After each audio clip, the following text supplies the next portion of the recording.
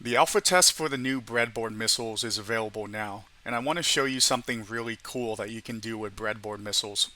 I'll be building an aircraft that is completely engineless, so it won't be using any kind of thrusters or engines whatsoever.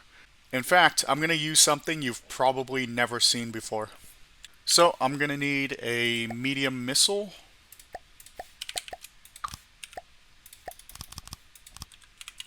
something like this, and then I'll put a controller. I need a identify friend or foe, and then I'll need a winch. Now I'll set this, don't use any power, desired range. This doesn't really matter. Just uncheck brake cable at max length, and then that should be it. Now the missile I'll be using, it's going to be a very special breadboard missile. So I'll need some fuel tanks on this. We'll slap on a breadboard receiver, and then we'll need a harpoon hook. For the cable length, I'll do 100, and then I'll set a 10-second warhead arming delay, 0-second guidance delay. Let's see, I don't want any ramp time. Yeah, this should be good for now. We'll work on this later. My plan is to have a harpoon missile that's fired, and then it flies in front and drags our entire aircraft, kind of like a sleigh. Which reminds me, I actually need a reverse launch pad, because this isn't going to work with the normal one. So the reverse one will shoot the missile backwards like this, but it's going to be facing forwards, and then it's going to fly forward and then drag the rest of our aircraft along the way. Now the reason I have it set up like this, instead of just firing forwards, is because the harpoon attaches to where the launcher is, and I want the pulling to happen as close to the front as possible. Alright, let's test it out and I'll show you how it works in theory. So we'll fire it, and then it's going to drag our aircraft along, kind of like this. And this is where the breadboard missiles come in. We'll use the breadboard as guidance for the missile and have it fly wherever we want it to. Alright, it's timed out. So for the breadboard, we just need a missile breadboard controller. You can put this anywhere on your vehicle, it doesn't matter. And for the breadboard, I'm just gonna put a alloy block right here, and then I'll place it in the rear like this. So for the breadboard itself, I'll need target info, which will give me info about my target. I'll need self info, which gives me information about the missile itself. So my plan is, let's say we have a target right here. I want the missile to, pretend this is the missile. I want the missile to circle around the target at a set distance, something like this. I'll need a math evaluator with two inputs. So the first input will have it be the target's position, and then the second input will be our missile's position. And then we'll subtract the target position from our position in order to make the target's position kind of like the origin of where we're calculating. Now I'll need a second math evaluator. Here I'm going to take the arc tangent of, let's see, the resulting z coordinate divided by the resulting x coordinate. Now that I have the degree on a circle where my vehicle is, I'm going to add, let's say, 6 degrees so it stays ahead of where I should be a little bit. Now I'll have to calculate the coordinates of where the missile should be headed if it wants to stay on the circle. So I'll need a math evaluator. So this here is my angle coming in here. So figuring out the x coordinate and the z coordinate is as simple as taking the sine and cosine of it. So I'll have 3 outputs. The first one will be the x, the second one will be the y, and the third one will be the z coordinate.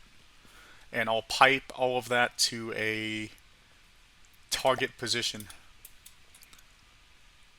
something like this.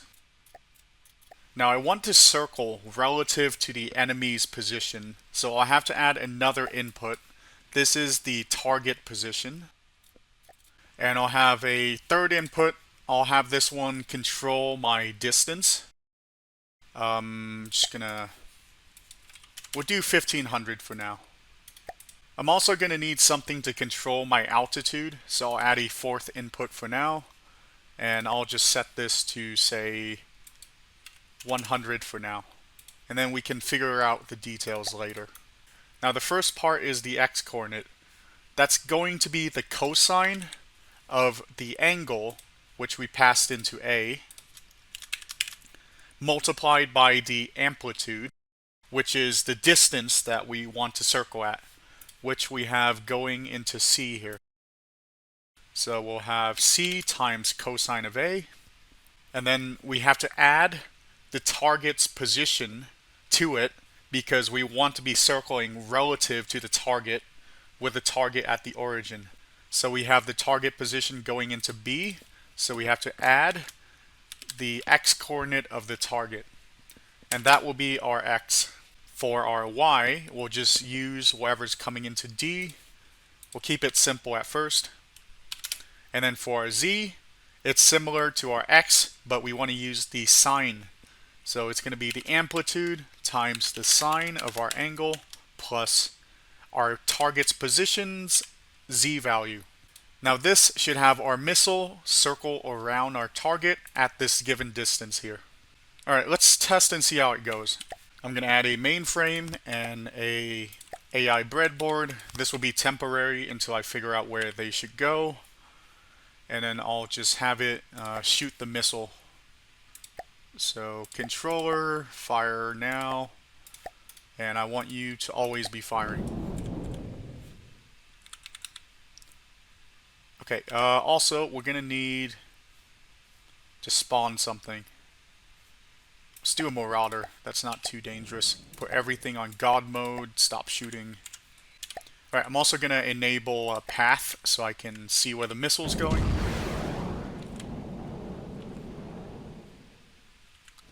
Okay. Alright. There we go. And it looks like it's roughly going in a circle around the Marauder. Yep, and there's the new missile. What's going on? Okay, the missile's stuck on our thing. Okay, so the missile is getting stuck, so I need to eject it upwards so that it doesn't get stuck on our vehicle. So what I'm going to do is I'll grab a missile ejector add-on, and then we'll set the elevation to 90. So this will make the missile start at the top here. And a trick you can do with missiles is once you've set this ejection elevation azimuth, you can actually remove this missile ejector and it still works. You're not going to have the same ejection speed, but it's still going to eject upwards, so it's not going to get stuck like before. Alright, I'll set this so that it fires if there's a target. Okay, let's test it out. So we'll spawn a Marauder again. Stop shooting, stop moving. Okay, so let's see if the missile gets stuck again. So we're circling around the Marauder. Right, so it's working. Our missile is being ejected up the top, so it's not getting stuck anymore. Okay, we have a little bit of a problem. So we don't have any kind of pitch or roll control, so we're kind of pitching and rolling like crazy. So now I'm going to add some pitch and roll control. Alright, for the pitch control, I think I'm just going to keep it simple. I'll use some of these pitch-only elevators, and then I'll put 2 of them in the rear here. Alright, make sure they're only controlling the pitch. And then on our mainframe's breadboard, we'll add some PID to control the pitch. So we're going to need the vehicle's orientation. We need the pitch. We want the pitch to be 0 at all times. PID controller. Now we need a propulsion output. Set this to pitch and we'll connect that. Alright, so now that we have pitch control, we need some way to control the roll, because if our vehicle rolls 90 degrees to the side, the pitch elevators won't work anymore. It needs to stay horizontal like this in order to pitch up and down. So I need to add some roll control. I think I'm going to use a reaction wheel to control the roll. We should be lightweight enough that a small reaction wheel is enough to control our roll. So right here where our center of mass is, I'm going to add a spin block. I think I'm going to face it sideways and backwards like this. Let's see, I'm going to need some mass for the reaction wheel to work. I think what I'll do is I'll grab the mainframe and I'll use the mainframe as the mass for the reaction wheel. And we'll grab the PID as well. Actually, I should probably prefab it. Okay, there we go. I'll get rid of this. And for the reaction wheel, I'm going to have it set to continuous rotation. And for the spin rate, I'll have it respond to the roll command. Okay, we'll have to set a PID for the roll as well. I'm just going to copy all of this. So this controls our roll. This will do roll. So the spin block's not connected to anything. I need to add something so that it doesn't fall off. I'm going to use lightweight alloy. And I'm actually going to use the 1 to 4 meter transition block.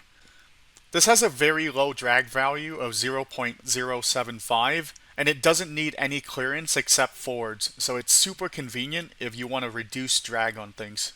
So I'm going to do something like this.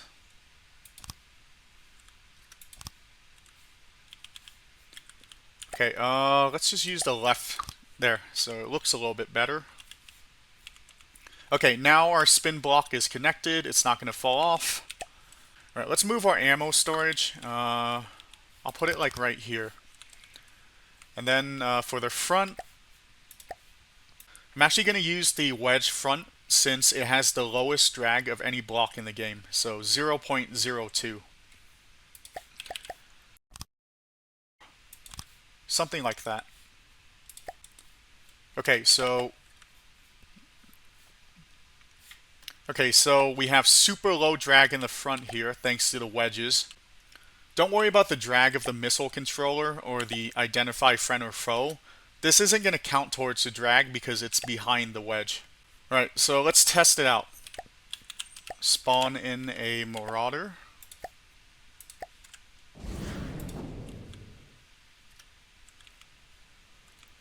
Okay, our pitch control isn't working. Let's pause real quick. I think it's inverted. I'll just flip the output and see if it works now. Alright, there we go. Much better. We're still kind of pitching up a bit. I think I need to set the integral.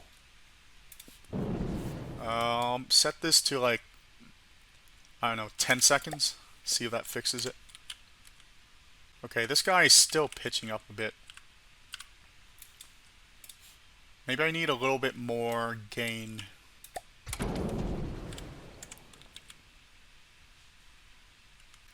Alright, good enough for now. I'll deal with it later if it becomes an issue. So our roll is pretty leveled since we have the reaction wheel working. And our pitch is almost 0. I would say it's good enough for now. Alright, next, I'm going to see if I can make this go a little bit faster. We have longer thrust duration than the lifetime of our missile, so we can crank this up a bit. But we have to be careful because if you set this too high, then the harpoon can actually snap, and I'll show you that now. So I set it to the max, and this should actually snap the harpoon.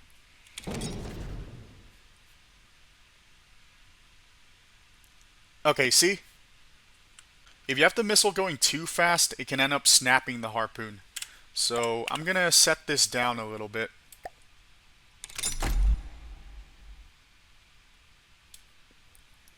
Okay, something like this. So we have the same amount of thrust duration as the lifetime of our missile. Hopefully it doesn't snap the harpoon though, so let's make sure it still works.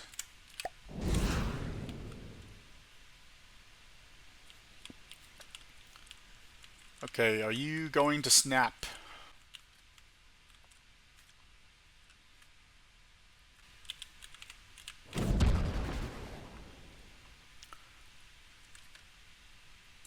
Okay, it's not going to snap. I am noticing that we're not completely even, so I'll add a little bit of an integral to our roll here. So I'll just do 20 seconds or so. Hopefully that should help a little bit.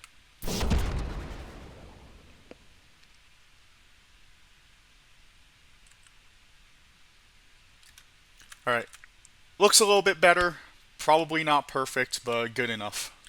Alright, now I need to add some weapons. So I think missiles would be the best for this. So what I'm going to do is add a pair of small missile launchers to the side here to use as weapons. I'll need a controller. I'll put it like this, and then I'll grab IFF.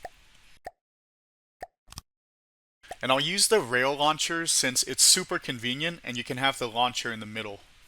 So I'll do something like this. I'll have it facing backwards and kind of like this.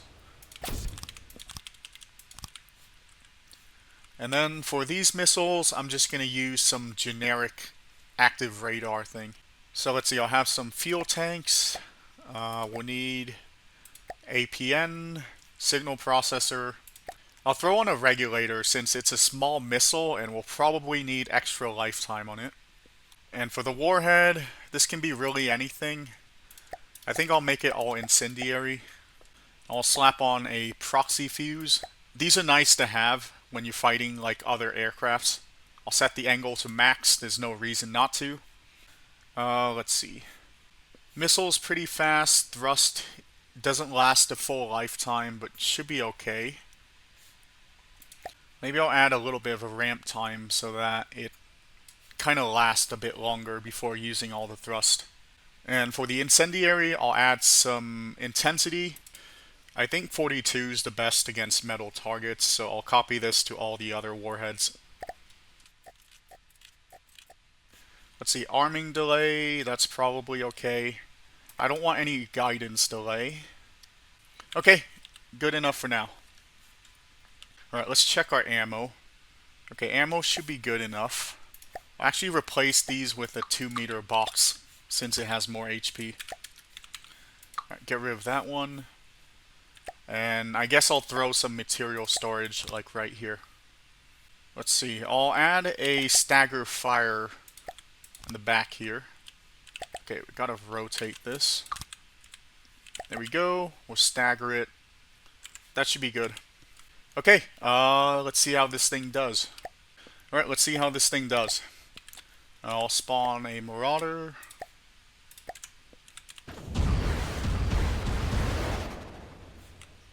Oh, right. I have the breadboard just shoot all the missiles when there's a target.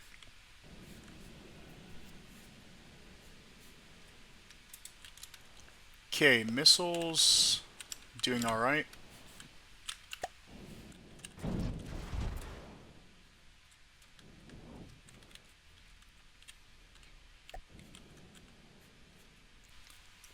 Alright, looks pretty good. I'm going to change the breadboard a little bit. I want us to fly a little bit higher. So let's see if we can fly at 500. So that's not going to take effect until the next missile, which is this one.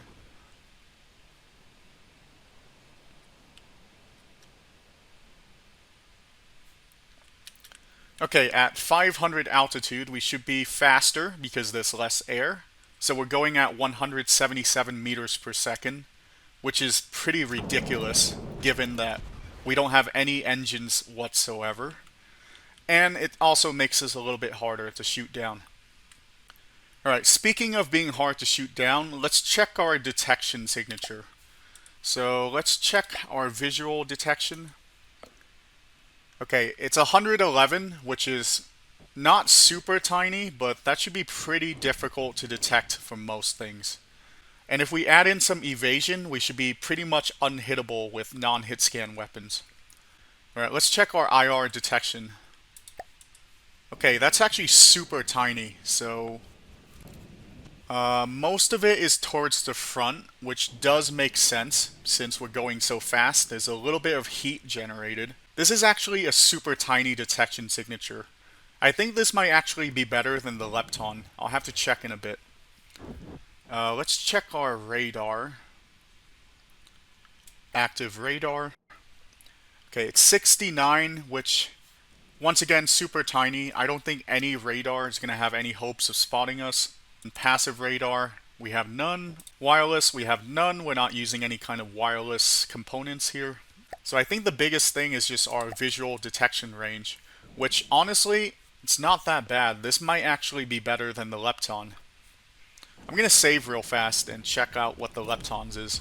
This is the lepton. It's a Scarlet Dawn drone thing that's infamous for being super tiny and difficult to hit, just because it minimizes the detection signature. So it has a visual detection signature of 157 meter, which is actually like 50% larger than ours. Let's check the IR. Okay, the IR is about 117, which is twice as big on the left side. On the right side, though, it's like pretty massive. I'll pause the game here. So the right side is, what is that? 348. And that's actually because it has an exhaust that's pointed to the right side. If I remove the decorations here, it has this exhaust here that points to the right side. So we definitely have it beat when it comes to IR signature. Let's check the radar. Okay, radar 78 meters. It's about 50% bigger than ours. Radar is about 78 meters. It's about 50% larger than ours. So I would say our vehicle is actually more undetectable than even the lepton. Alright, let's get back to working on ours. I'm going to add a bit of evasion so that non-hit scan weapons just straight up cannot hit us ever. And coupled with our super low detection signature, should make us pretty much invincible to non-hit scan and very optimized detection. Let me turn this off, that's kind of annoying. I think the easiest way to do it is just to have it bob up and down in a sinusoidal fashion. So I'm going to have this math evaluator control our altitude to have it bob up and down. So, let's see. Spawn in some vehicles so we can see it in action first.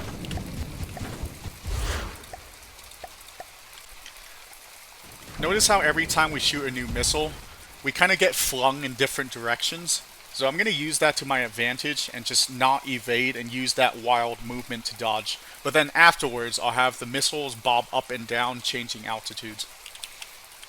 So I'll need the lifetime of the missile, which we can get from the self-info here. So I'll wait, say, 4 seconds before I start evasive maneuvers. So when the lifetime is over 4, I want you to move in a sinusoidal way. I'll have the altitude be equal to the sine of, say, our lifetime, which is input A. And I'll multiply it by an amplitude of, let's say, 200. And I'll shift the whole thing up, say, 500 meters. And then if the lifetime is not higher than 4, I'll just have the altitude be 500. Now this should add a bit of evasion.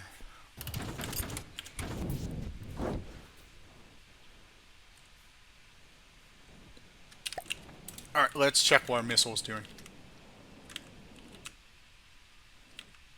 Okay, I think I need to reduce the period of our oscillation. It's not going fast enough.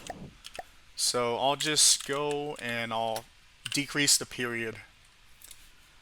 I'll multiply, let's say, A by 90. That should make the period go way faster. Okay, I gotta wait till the next missile. That didn't apply in time. Okay, are you moving up and down? There we go. Now that should make us practically unhittable.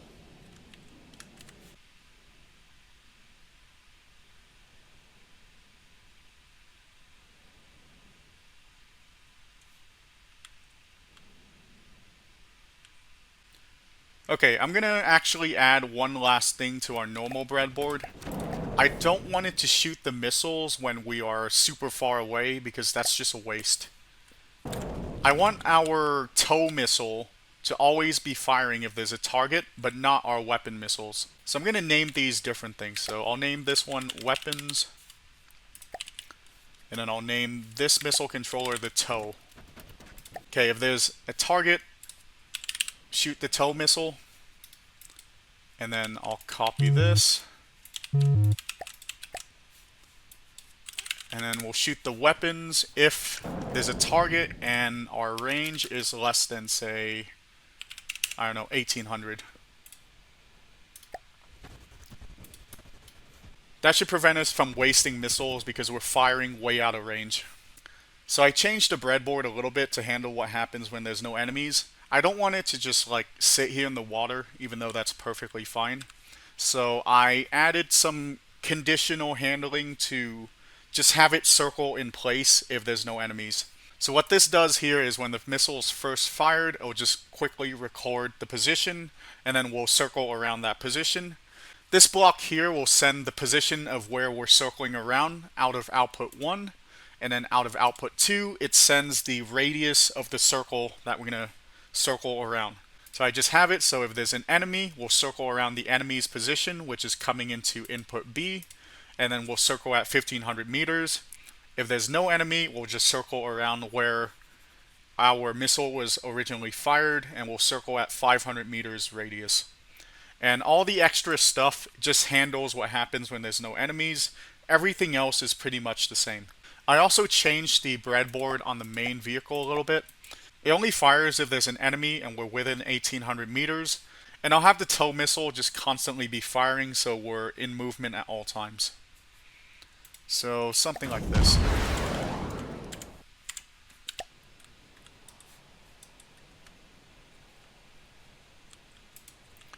Alright, there we go. We should be constantly moving no matter what. And it's just going to circle around a circle with a 500 meter radius near where it's fired. Alright, let's move on to my favorite part, which is testing how this thing does.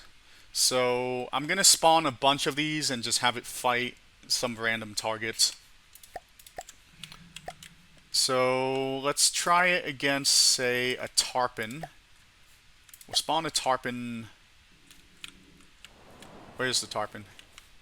Okay, there's the tarpon. Pause the game and I'll spawn. Let's see, how much does a tarpon cost? 511. Our thing cost about 5,000. So a fair equal cost fight would have 100 of these going against the tarpon. But I don't think we need 100. I think like probably 10 or 20 can kill it. Considering like just how undetectable and unhittable we are, like I don't think we need a fair fight against the tarpon. Okay, I've spawned about 20 of them. We'll unpause. Okay, there's a bit of a lag spike there. Hopefully that's fixable. Turn off all the drawings. Actually, I'll leave it on so we can see where the heck our stuff is since they're so tiny.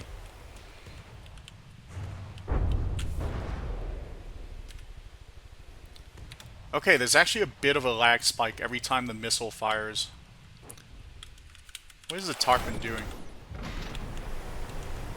That is very strange. Let's go check out our guys.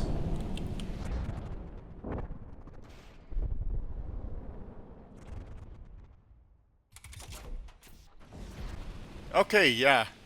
That lag spike, you can really feel it.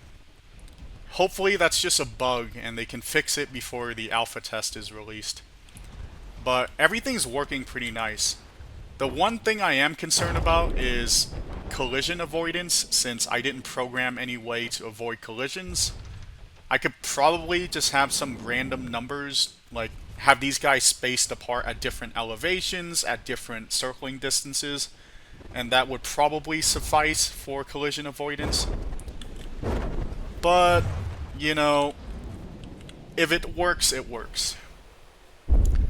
Besides, these things cost like nothing, so I'm not too worried about like losing a few of them.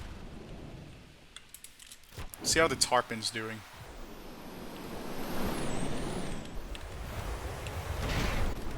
The Tarpon's having a bit of difficulty spotting and then firing at our things here, but I think it is managing to kill one or two every once in a while. Did we actually lose a few? Okay, yeah, we actually lost a couple of them. Okay, I see what's going on. So the Tarpon has interceptors, and those are sometimes killing the tow missiles on these things, but the Tarpon's not managing to kill the actual craft itself.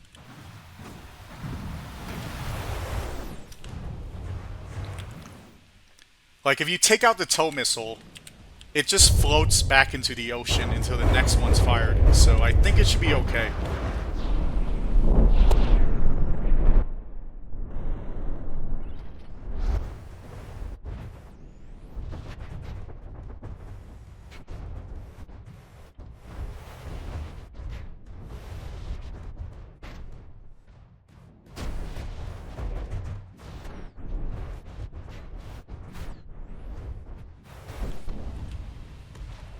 Let's see how many we have left. We have about 9 of them left. A few of them are out of action, probably because they lost something important. Alright, I'm going to spawn a few more, just so this goes a little bit faster. I'm not going to spawn the full 100, since I don't think I need them. Alright, there's a few more spawned. Hopefully this goes by a little bit faster.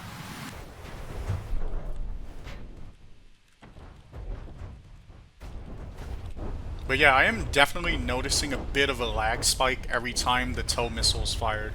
Hopefully that's something they can fix before it's released.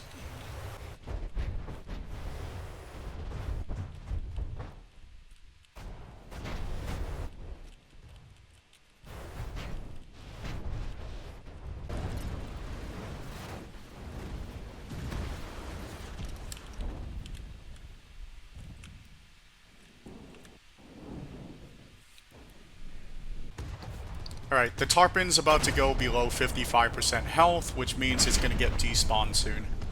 I would say this is pretty successful, being able to undercost the Tarpon like that. Alright, it's below 55% health and now despawning. So I would say that was a success. I used 35 of them to kill the Tarpon. Let's test it against the tier and see how things go.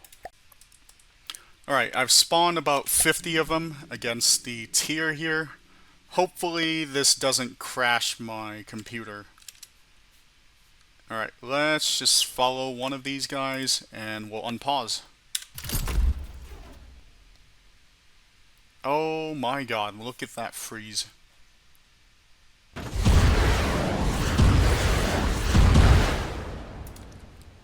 Wow, that completely froze for like 3 seconds. That is absolutely nuts. Alright, let's just see how much collisions are going to happen, because I don't have any kind of collision avoidance at all.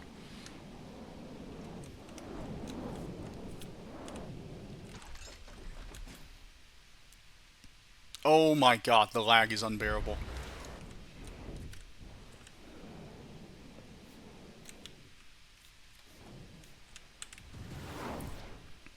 Alright, let's check out how the tier's doing.